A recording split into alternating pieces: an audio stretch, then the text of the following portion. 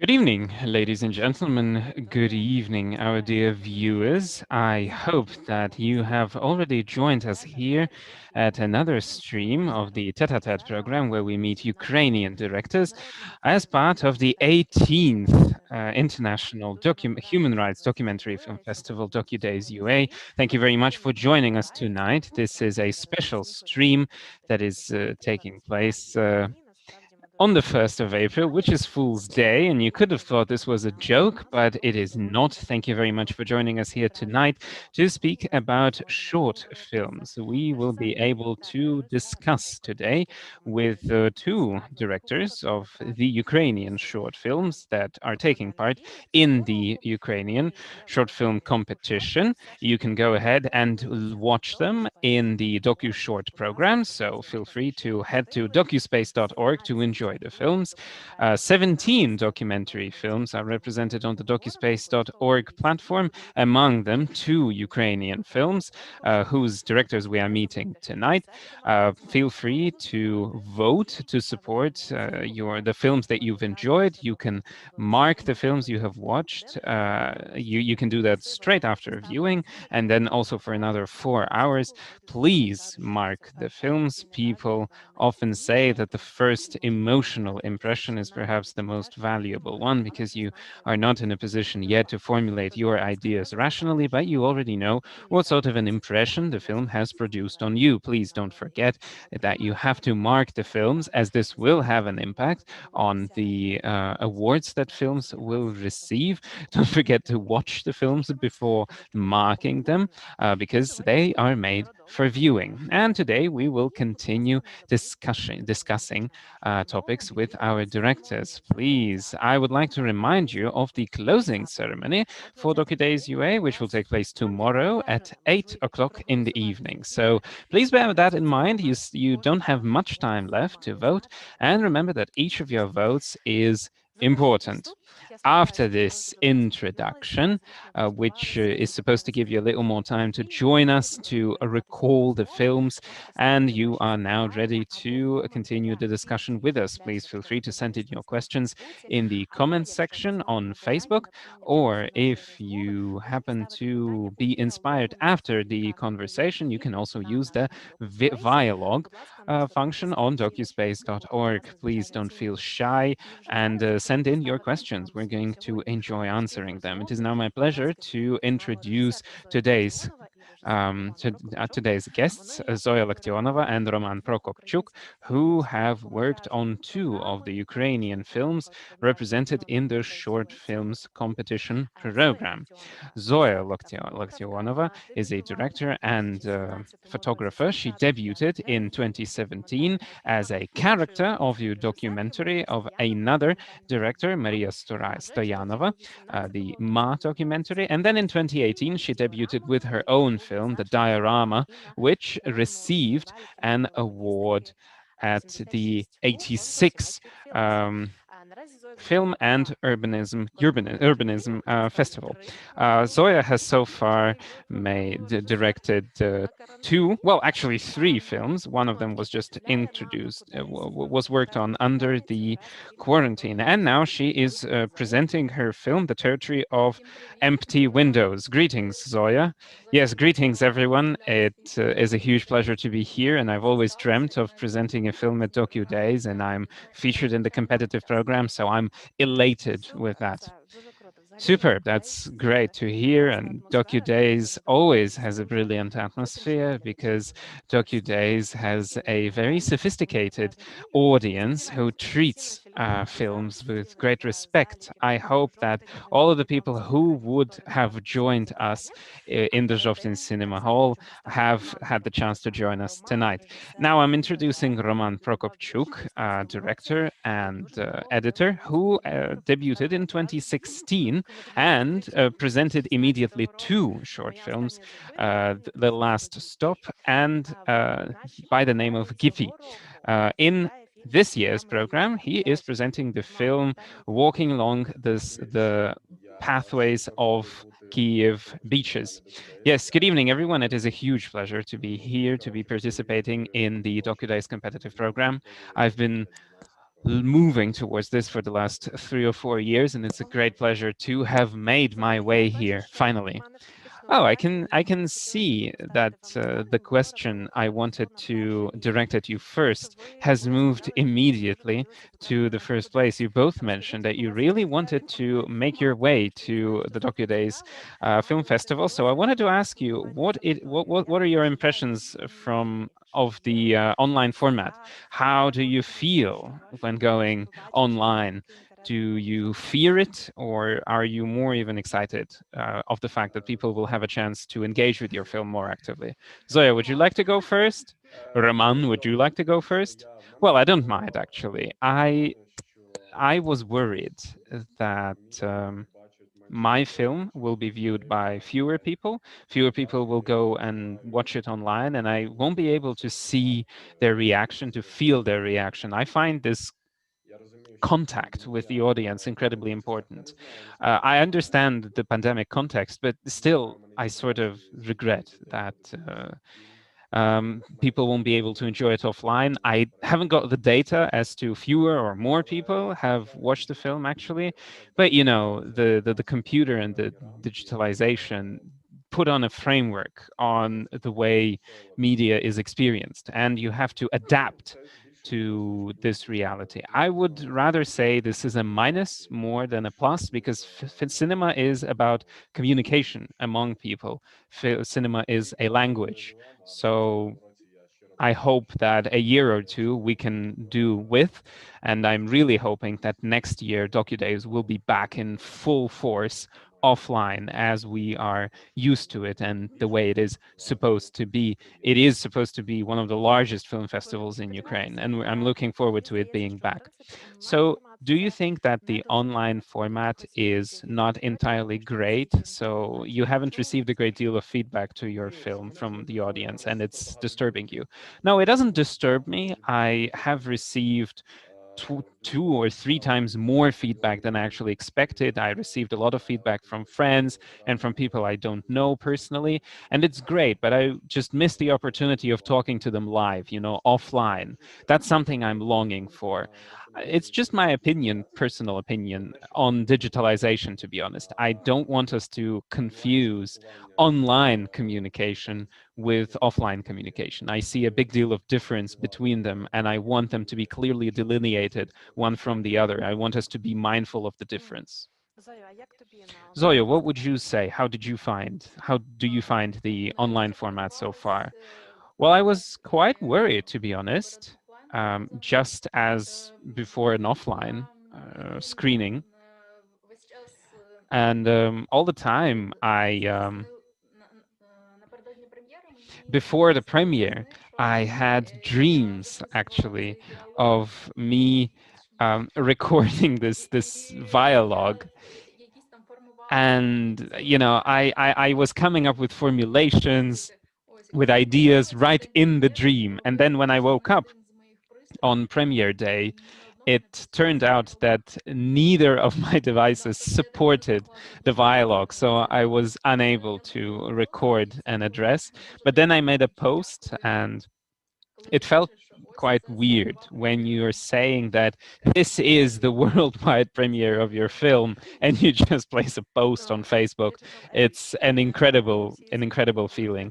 Well, there you go, your digital age. All worldwide premieres are now taking place at online platforms. Yeah, and you know, covering it with a Facebook post feels weird. And today I received souvenir merchandise from Docudays, and immediately a festival feeling came onto me. I now have my T-shirt and all of the good stuff. Well, I'm sure that virtual discos are on the way, and we're going to have virtual pitchings and virtual meetings, and we are going to fully move towards a hybrid world. But I do have to admit that I also miss the feeling of an offline audience in the cinema hall. You always like to engage with the audience, and obviously the large screen creates a bit of magic. And now we can move on to discussing the films that you are presenting here. We've had some people joining us at docuspace.org, and I'm hoping that some people will record their questions to the dialogue. It's also a new form that introduces a bit of nudity, if you don't mind my saying so, for both the person who poses the question and the person answering it. When I watched your films, I felt they were quite different in terms of how they're made and what kinds of stories they are telling. But both are incredibly interesting. I enjoyed both of them very much, and they I think they struck me so positively because both devote a great deal of attention to the city where the events are taking place. It's Mariupol for Zoya, Kyiv for Roman. And I felt that apart from being the scene, the place of events, the cities are both very important for presenting the story and for reflecting it. Zoya, in your case, it feels very much like an essay film, right? Because we don't get to see a great deal of the character on screen, but the character is represented through archive footage, through the urban landscape, and through all of the various locations. And it closely reflects what you did in Diorama, because Mariupol was a separate character there. What would you say? Is Mariupol, do you view Mariupol as a character of your documentary? And why is it so important? And how did you come up with this idea of making Mariupol one of the main protagonists of your film? Well, it is probably the most important character of my life, the protagonist of my life, not just my film. So, I feel very special when I'm in Mariupol. It inspires me, and I cannot shoot anything in Kiev or elsewhere. Mariupol is my only artistic location. That's where inspiration dawns upon me. And I tried to look into this and get to the bottom of this. I brought up this archive footage, and that's where my mom talked about how our family ended up in Mariupol. It was my grandfather who was, well, invited. He was forcefully taken to rebuild the destroyed factory in Mariupol. And I had this incredible feeling towards this factory back when I was a kid as well, and to the city as a whole. And my both parents worked at the factory, and also my grandfather did. And so this weird combination where you have a factory and a sea. I really haven't seen that anywhere else, and it's a powerful image that has been engraved into my memory since early childhood, and it feels so close. It's always in the background. This is the backdrop that I compare everything else I see against, and I've never seen anything as weird as this image. How lived do you feel this space is? I don't want to call it, of course, a paradise lost, but perhaps you feel about it that it is a lost space. So there's the combination of the factory and the sea, and then in Diorama there's the beach, which is so incredibly that the locals are so incredibly used to, but now it's mined, so access to it is lost. And you start this film with archive footage from the times of the Second World War, and we know that Mariupol has undergone a lot of transformation due to the current war. So to what extent is this a story about a lost city and a lost space? To a great extent, I have to say. I agree with this formulation. I feel this is sort of a past that we lost, a dream that we lost, because it's a weird coincidence. When our family arrived in the city, it arrived there during a war, and now it's sort of gone from the city during a war. If anyone has viewed the film to the end, they will know what I mean. So it's a funny coincidence and a circle of history. Well, actually, it seems that you mostly like working with, I cannot say archive shots, but really these are the shots which are the shots of your personal archive. And in this film, we see also the shots, there is archive filming from World War II. How interesting it was for you, and how did you find yourself in this method? It seems to me that I'm still looking for my voice. For example, this is essays my style, I can say. I like telling stories in this way.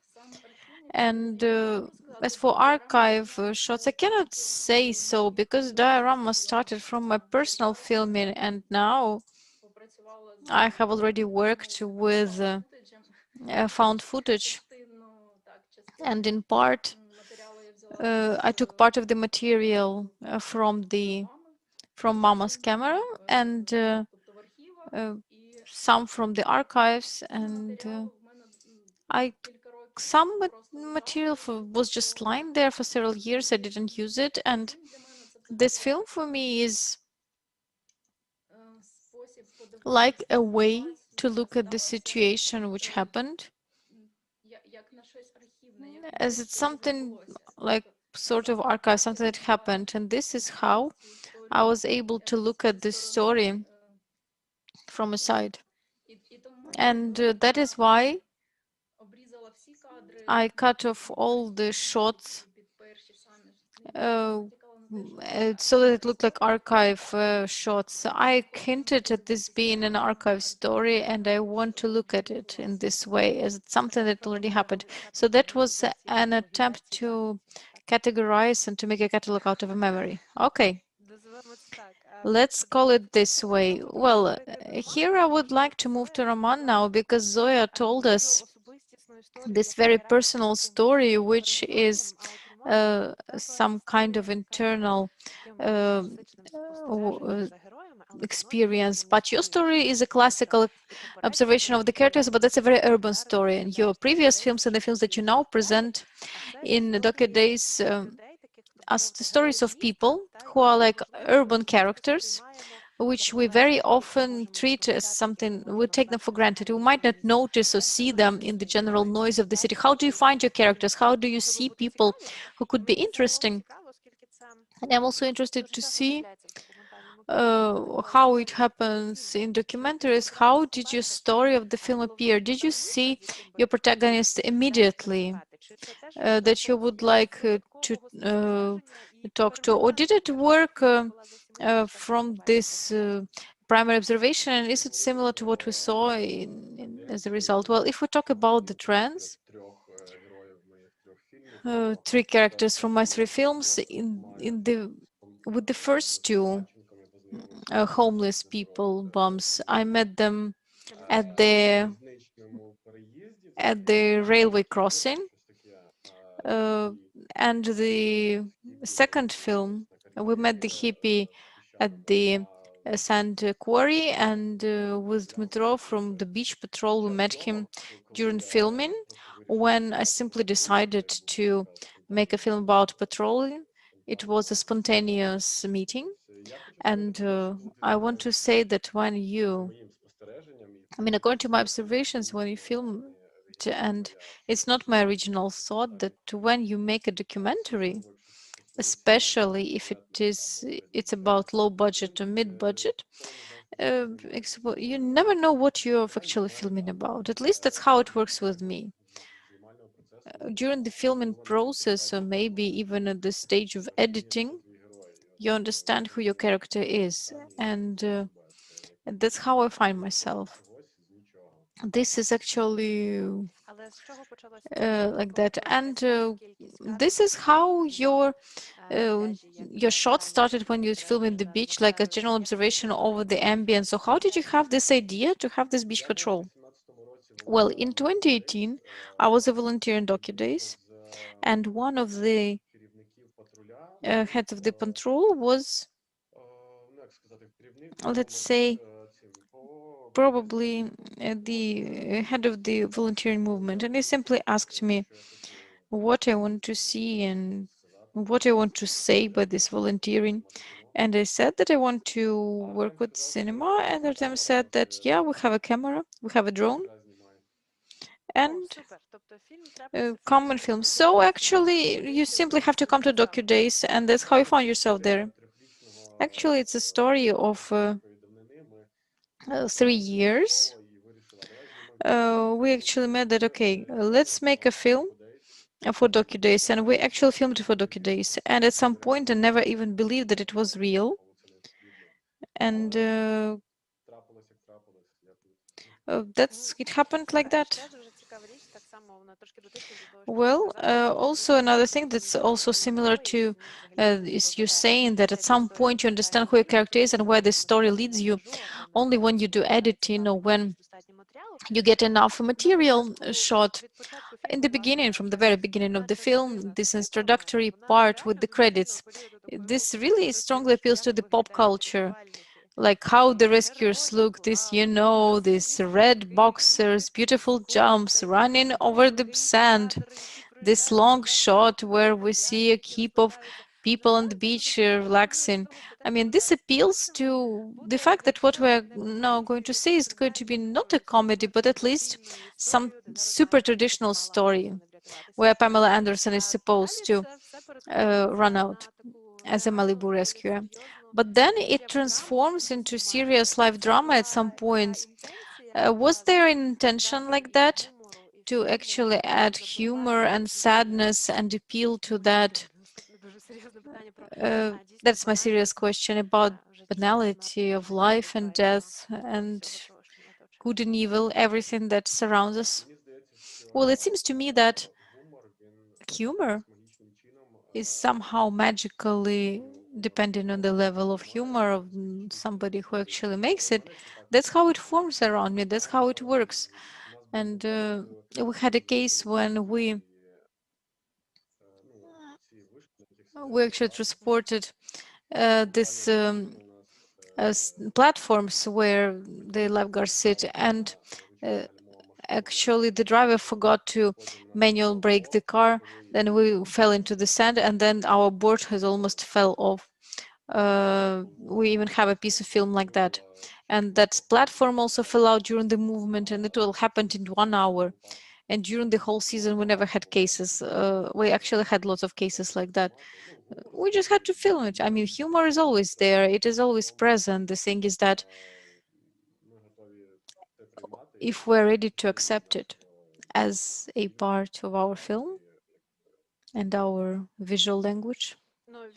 Okay, well, visually this looks very cool, and this really plays on the contrast of what's happening in the film later. And I don't want to spoil it for you because I still hope and I still insist that all our audience watches our two short films. At least if you want to see something from the short film program, please watch these two great films. So, not to spoil it all, I still want to have a bit more details about this moment. Okay, maybe not the banality but of death, but I guess this devaluation of life. Because if you just talk about the way we see people, which we find, which we see them in the beach, and how we see them through the eyes of the rescuers, that's not a very pleasant picture as for human nature. How was it to work with it? Because I thought that, of course, if you filmed the whole season of their work, then there were cases when people behaved not the way people should behave. And when there is this contrast of existence of some life festivity and happiness and death, which literally one of the characters says, it was like that all the time. How did you manage that, and how was it to working with that?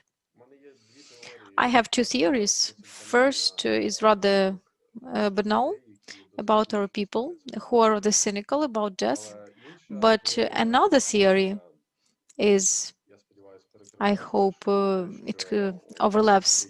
The second one is that the brain has a protective reaction. When a person sees death, our body is rather smart system and it blocks it intentionally.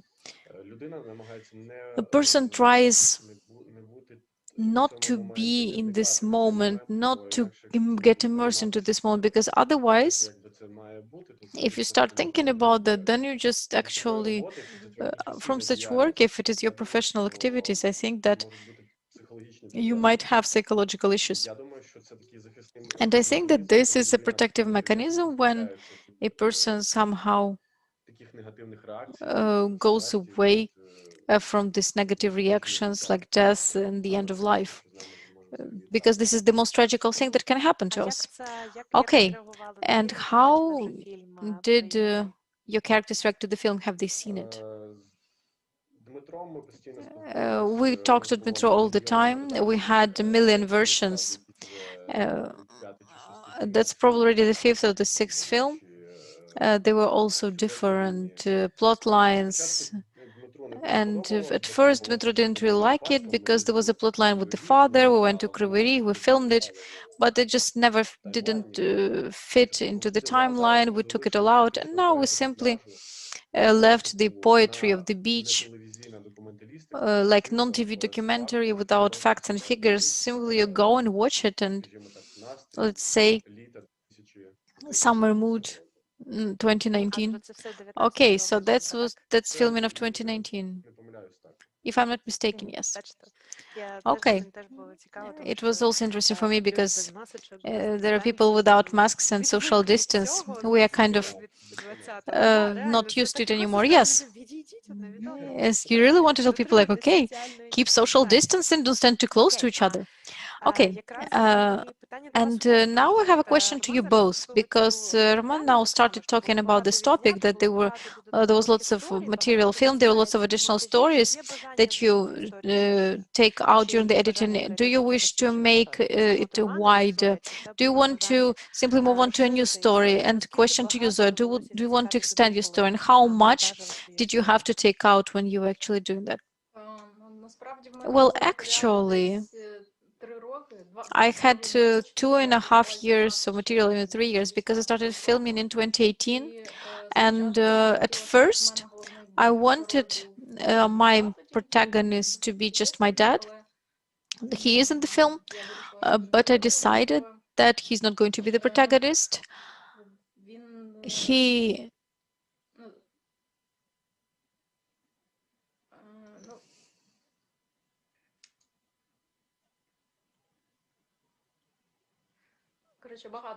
Okay, well, there was a lot of material. No, I can actually ask you something different. It might be, I don't know whether it's going to be easier to answer, but anyway.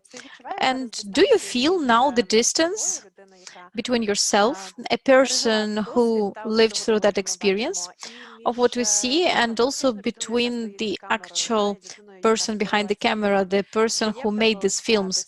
Do you have this distance between you as a director and you as the viewer, the author of this film? Have you managed to rethink, reshape your own experience through that film? Yeah, actually, it was really interesting. And at the point of editing, I fully separated from myself because I became a director, and I stopped feeling like a character, and I simply built some plot lines, and that was extremely interesting. I was actually very calm when I was editing, and when I felt a director, then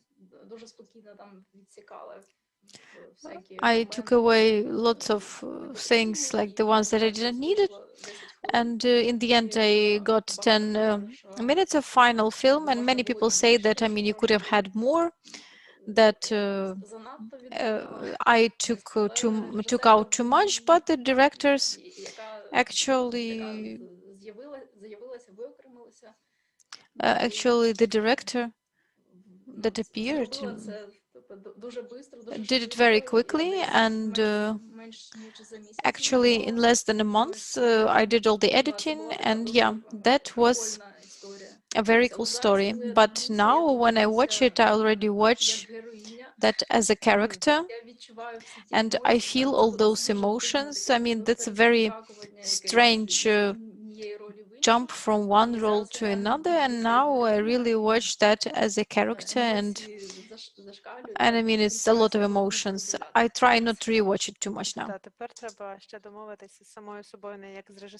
Yeah, so I guess now you have to negotiate it with yourself, not as a director, but as a character. So I suppose as time passes, this will go away. I also know you've mentioned that you wanted to continue talking about the history of your family in longer films, not short films, but feature films. So where are you in terms of this idea? Well, this idea is still at early development right now. I know what sort of story I would like to tell. This one will be focused on my grandfather. It's not like I'm just going to extend the same film. The story is going to be a little different. My grandfather will be the main character and will focus on how he was moved from his village, which is located in Vinnytska Oblast, how he was moved to Mariupol. And I would like to research whether he had a choice back then, because this event actually had a great deal of impact on the history of our family. And I would really like to find the answer to this. Wow, that sounds incredibly interestingly. And I understand this is also going to be an essay film, right? Yes, we're going to have a lot of archive footage in it, obviously.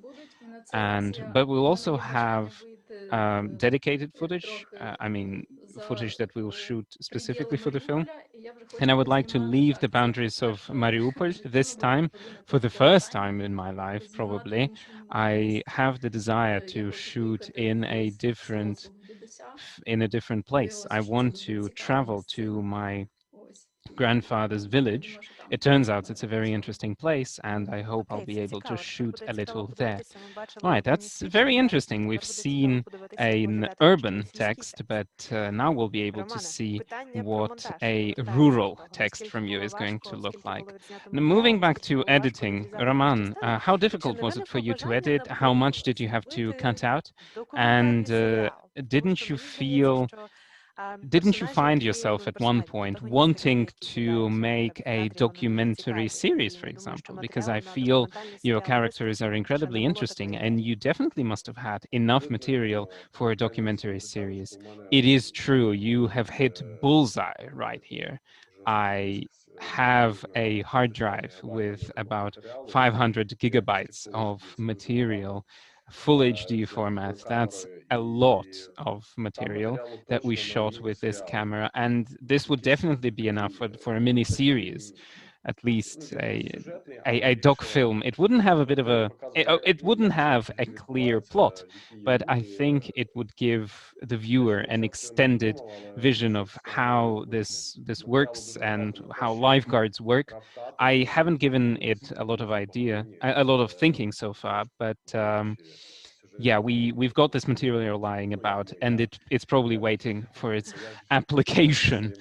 I mean, we've had lots of rough cuts, various versions of the short film that you see at the festival, and I think it goes to show that I don't have a lot of experience. I edited my film to have 37 minutes in length, and then I communicated with much more experienced colleagues who said that this was a bit of an in-between format.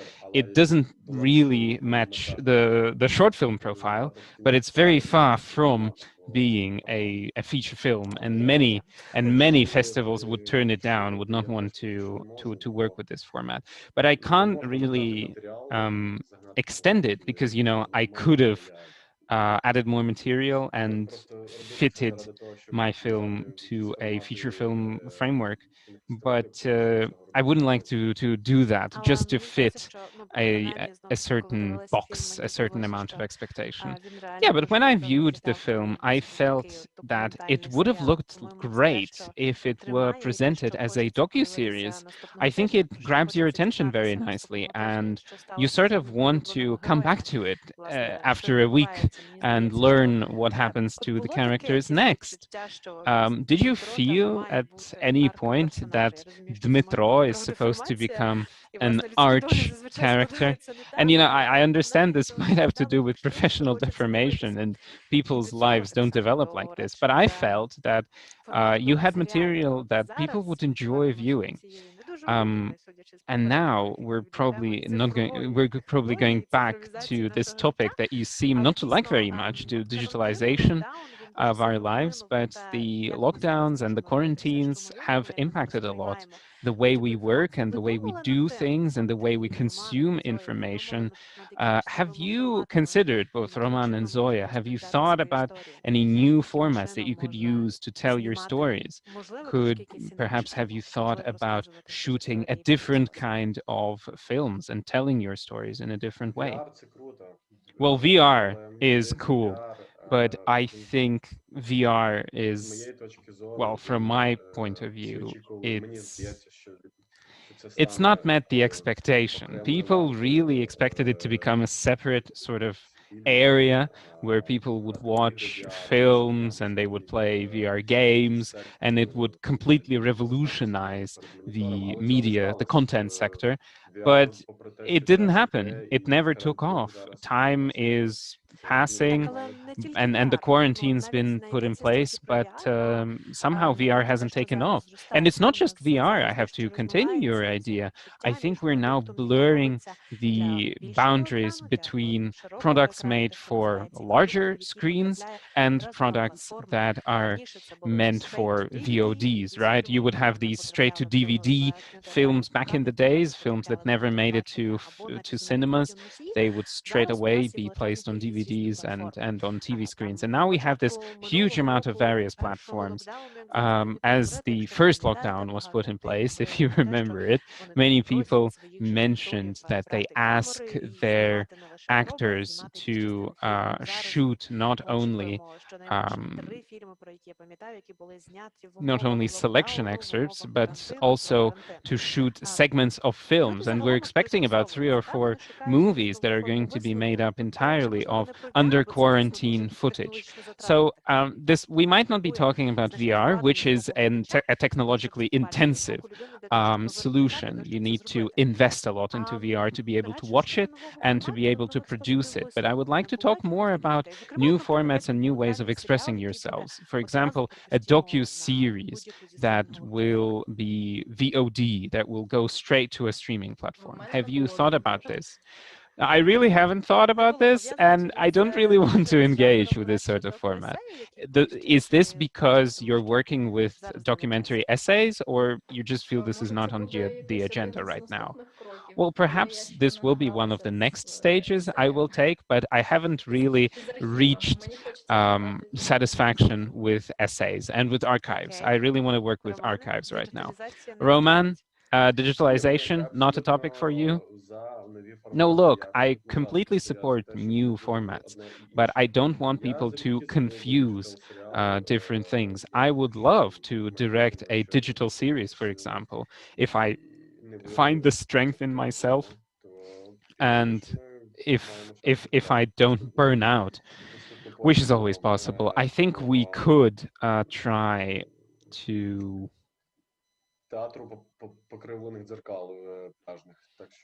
work with, say,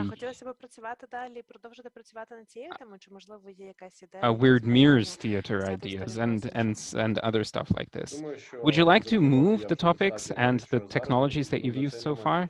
Well, I can say that over the last 3 years, I've worked a lot. I'm very close to burning out with regard to working with this particular story. So I think the chances are very high for an absolutely new project to arrive in my life. I feel I'm close to the finish with this topic.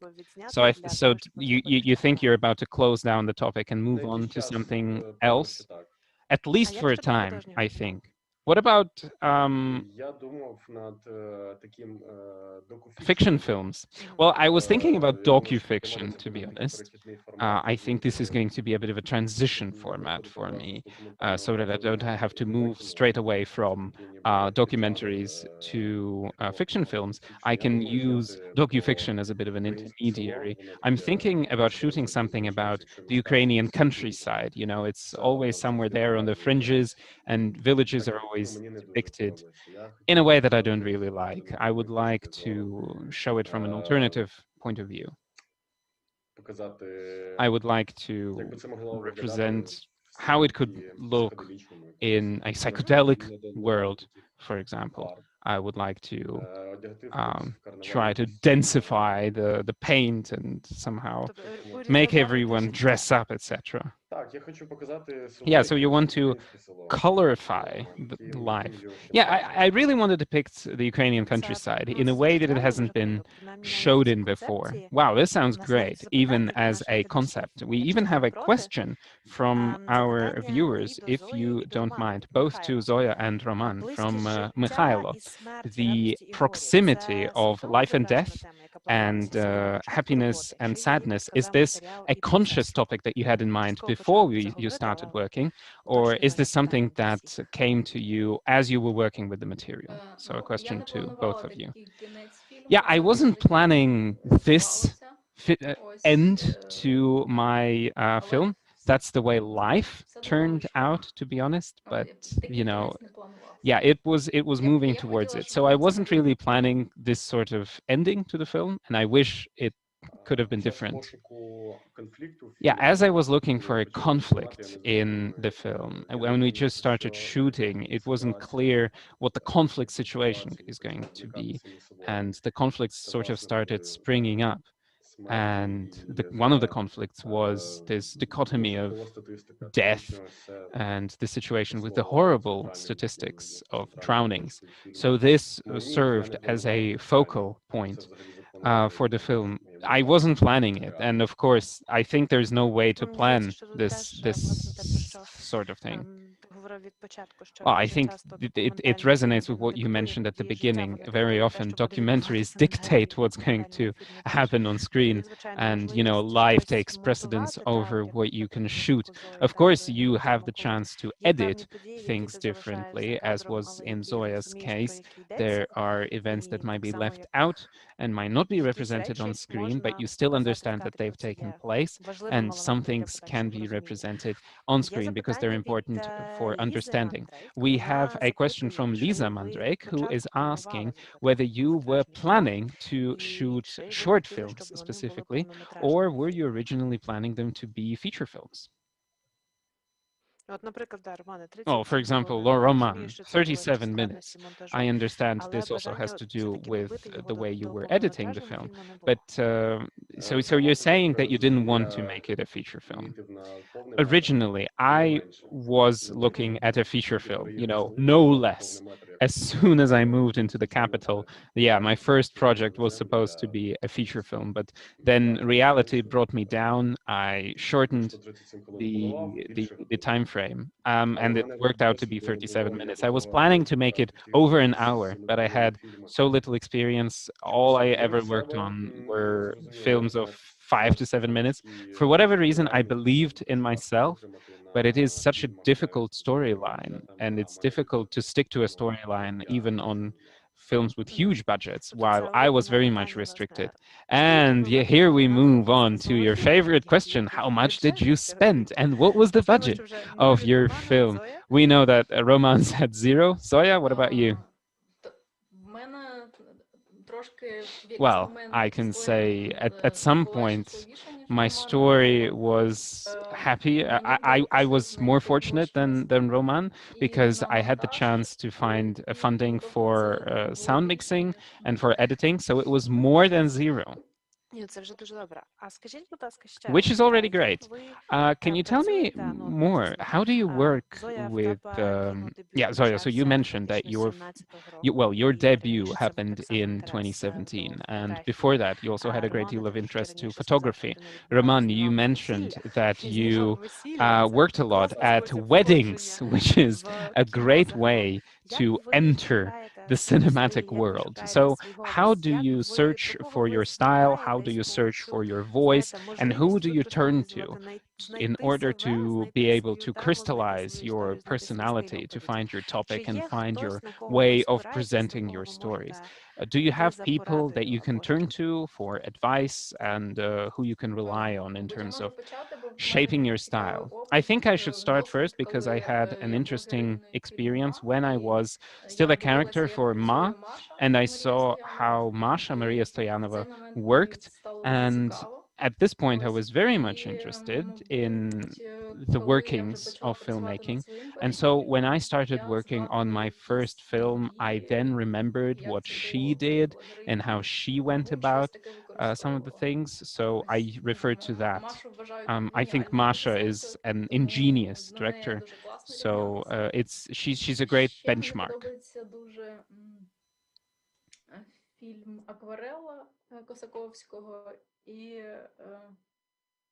якось так співпало, що It has just so coincided that when I had this diorama where the main character was actually sea, and there was aquarella film coming from it, and the water was the protagonist, and I was so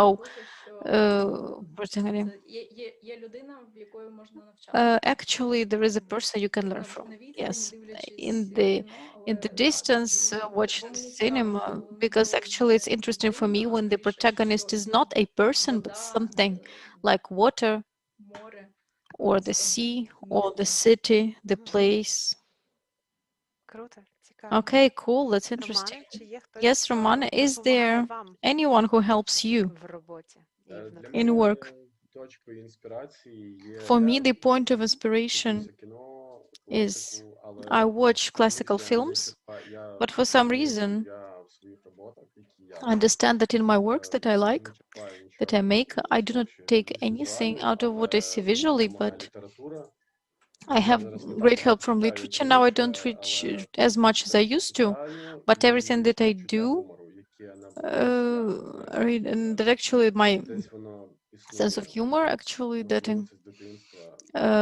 includes maybe that's from childhood, and I think that what's the closest to the person, what resonates with the person is the mentor and the way to direct that the person relies on, even if the person would actually take it. And there is actually also a question here, which team worked on your films? But as I understand, mostly the team that worked on the films is you yourselves. Were there any more people who helped you make these two films in our program?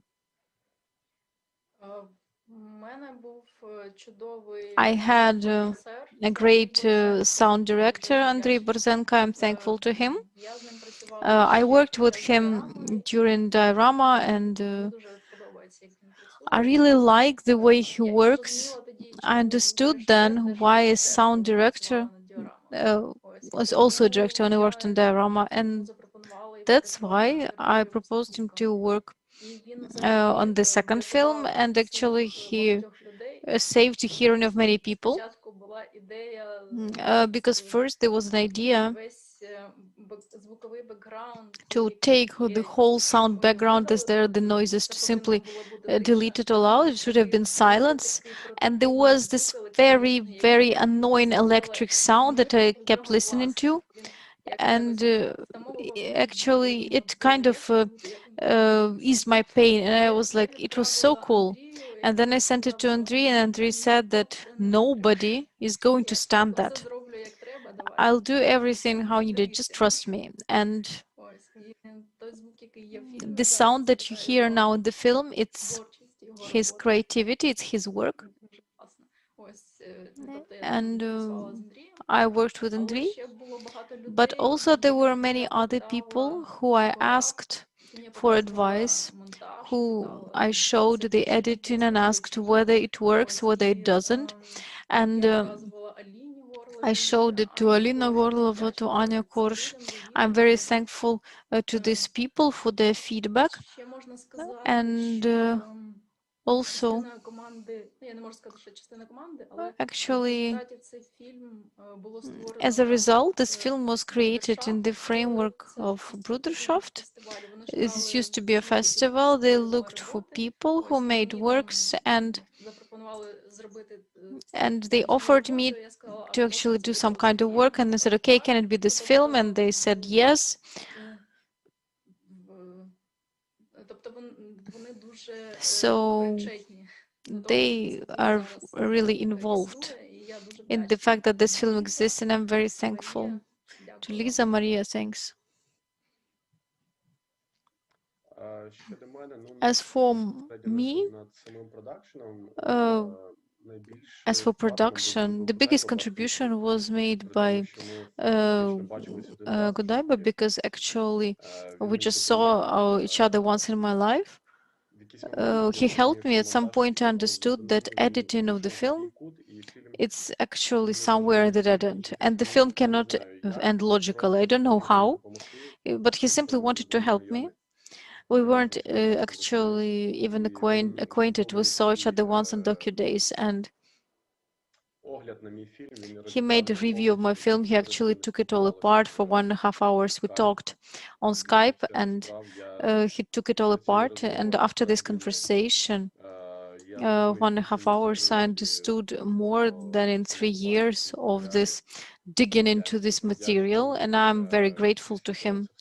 After that, it all worked in a single picture, and I think that it's as actually transparent as possible it could be done out of it. And of course, there were lots of people who helped me. They gave me some recommendations. Somebody filmed the second camera. There were several people like that, but their material didn't make it to the film. And of course, there were lots of people who I'm grateful for, but it was me who worked on the production. Godaiba. Okay, unexpected question, not really appropriate, but how did people react at the person with the camera at the beach? Because it's an intimate situation. They are in public space, and there are some issues when people ask not to film them with the gestures. But it seems to me that this very moment when you're at the beach, where you're relaxing and somebody starts filming you, several people start filming you, it could be a bit strange. Well, from the very beginning, we had to get used to it, so that the beach patrol team got used to me, because there are lots of people. At first, there were about 150 rescuers, something like that, and they had to get used to me. And in a month, they actually stopped noticing me. With people, it all worked a bit different. First, I didn't look like a rescuer. I even had different clothing, and they asked me, why are you actually filming that, especially as a very delicate things. For example, during mouth-to-mouth resuscitation, they asked me like why I'm filming. First, the law actually doesn't forbid you to film in a public space. Then I never film if, for example, this is a person who died or possibly died or fights for life. I never actually film it, and I always take it as a general shot. I understand that. I don't want to deal with the corpse there. There are also some other things when, for example, like kindergarten teachers bring somebody and 10 children, and one of them almost drowned, and they ask me like, why are you filming that? But I have no answer to that question. I'm not answering the people. I simply keep filming. I understand this is a stressful situation. People might be asking me, and sometimes I even got some problems from those drunk people, but in general, it was okay. You simply have to keep your defense, keep your guard, and know your rights. Well, 3 years of filming gave you invaluable field experience of standing up to your rights. Yes, seems so. Yeah, now I can film outdoors without any fear. Okay, could you tell me, is there a story that you would really like to tell us? Maybe it's not even about the following film or something else. There is this ideal situation, like you have all the necessary resources, you have the coolest team that you can rely on, you don't have any limits which would hold you. What kind of story would that be that you would like to tell us? A Ukrainian village in carnival costumes. Cool. Okay, docu feature. Zoya, what about you? Well, actually now I'm looking for budget for my feature. And if it's not going to be limited, I'll be very happy. So yeah, really, that means that now we can launch your wish in the universe to have unlimited budget for Ukrainian documentary filmmakers so that you could edit and film like a real dream film for yourself. And also the final question, have you seen something from the competition programs? Have you seen your competitors? Are there short films this year? Yes, I watched Roman's film, of course. It really impressed me. I laughed a lot in the beginning. I thought how cool it is when you can film a comedy, but when it actually went towards drama, I was even happier because these changes show us the life in the best way, so I really liked it. Yes, also I watched the film, the shortest one, 4 minutes only, about a girl living through the death of her father. I really liked it because it was very similar to mine. And at first I had the same idea to actually take more shots where I'm with my mom, so that the film was made from these shots. But then I understood that I want something different, and I changed the story of the film. But I really recommend this 4-minute film. Now I cannot remember the title, a long title, but I really liked it. I really recommend it. Thank you for watching my film. That's great. I also watched Zoya's film. First of all, the first thing I did is that I watched the Ukrainian program, not everything, but what was available. And I still have plans for films from other program. And I watched the Ukrainian films first because their background is something that we immediately understand. They're the easiest to understand. The films from abroad, you have to put more mental effort into that. You have to understand the background better. At least for myself, it is like that. This is also associated with my fear that my film can be totally unaccepted abroad. I think that this fear is justified. Also, I never, I watch the film, I never feel at home anywhere. That's good, clear message. Maybe one of the main competitors, well, maybe one of the main contenders for victory, we'll see. Then I watched The Territory of Empty Windows, also a very good film, many layers. And I'm going to rewatch it for sure. I watched it twice, even. And I also watched Revolucus. And also, I really liked the film visually. But honestly, after viewing, I watched it once, and after the viewing, I cannot answer what this film is about. And it happens like that. It's okay. Actually, you know, sometimes something is left, maybe there is some emotional remainder. You want to come back to something, but at least sometimes you can also let things go very easily.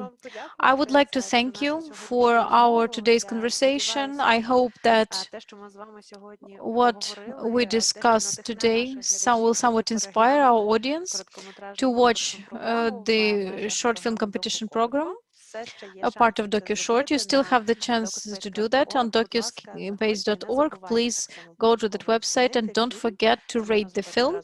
You can do that immediately after viewing, and for the 4 following hours. This is very important, really, because among the awards to be given out tomorrow at the closing ceremony, there is going to be an audience award.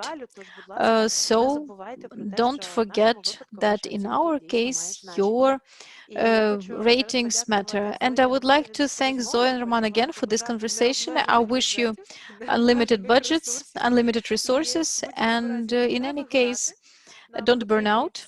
We need all authors of Ukrainian cinema. We need you all healthy, not just on the second year of a global lockdown, but every year. We're very thankful to you for presenting your films at Docudays.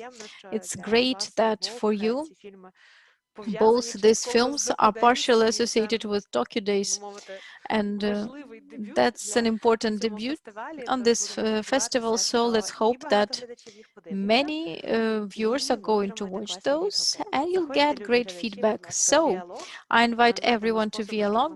We'll find the ways so that it works for Zoya. So please leave your video messages there. Please leave your video messages to Roman as well. I think that they will happily watch those and answer all your questions. You might even try leave the questions under this post on Facebook, because actually they will go there as well. And please stay with Docudays UA. We still have 3 festival days left, so you have a lot of time to watch all films that you haven't yet seen. So thanks a lot to you. If you want to tell something in the end, please. Подивіться українські фільми, друзі. Watch Ukrainian films, friends. And don't buy tickets. Absolutely. Remember that buying tickets at Docudays means that you're going to watch it legally and watch docu-short and Ukrainian films. Have a nice evening and stay with Docudays.ua. Thank you, bye.